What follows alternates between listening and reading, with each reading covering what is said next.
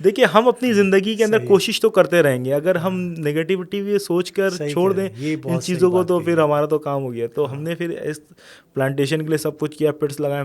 अहले मोहल्ला ने शदीद एहतजाज किया कि यार ये आप क्या कर रहे हैं, जंगल बनाने जा रहे हैं, 21-20 दिन बाद 22 दिन बाद पानी आता है यहाँ पर, पौधों में कहाँ से पानी देंगे। तो बराबर में मस्जिद मौजूद थी, तो हमने वो जो मस्जिद में जो 1 लीटर में वज़ू करने का हुक्म है, तरीका है, मैं आपको 1 लीटर में वज़ू करके दिखाऊंगा। और हमें 10-10 लीटर ज़ाया करते थे। तो वो जो वज़ू का पानी जो ज़ाया हो रहा था, नालों के अंदर जा रहा था, तो उसको हम पार्क के अंदर लेकर आ गए।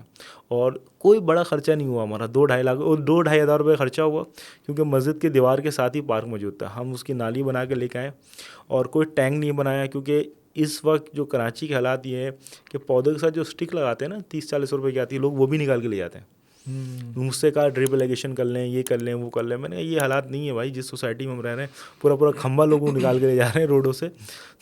तो हमने सिर्फ नहरें बना दी और उसके 3-3 फीट पे दोनों तरफ पौधे लगा दिए। और पौधा लगाना तो बहुत आसान काम था, नहरें बनाना बहुत आसान काम थी। उसकी देखभाल की पूरी 4 साल, और अल्हम्दुलिल्लाह आज वो एक पूरा फॉरेस्ट डेवलप है। बहुत सारे सोशल मीडिया ने उसकी कवरेज की और एक अच्छा माहौल क्रिएट हो गया। अब वहाँ के लोग भी खुश हैं और इस तरीके के मज़ीद लोग अब बनाना शुरू कर रहे हैं। लोगों को अवेयरनेस जारी है। आपके प्रोग्राम्स में जो लोग देख रहे हैं कि बहुत ईजी है कि आप मस्जिद के वज़ू के पानी को सेव करो और पाक सा ग्राउंड ले जाओ। नहीं तो आप एक कुआं देख लें, वहाँ पर कोई बोरिंग देख लें जो खुशक हो गई हो, तो वज़ू का इस्तेमाल शुदा पानी आप उसमें भी डाल सकते हैं। उससे आपका ग्राउंड वाटर भी रिचार्ज हो जाएगा।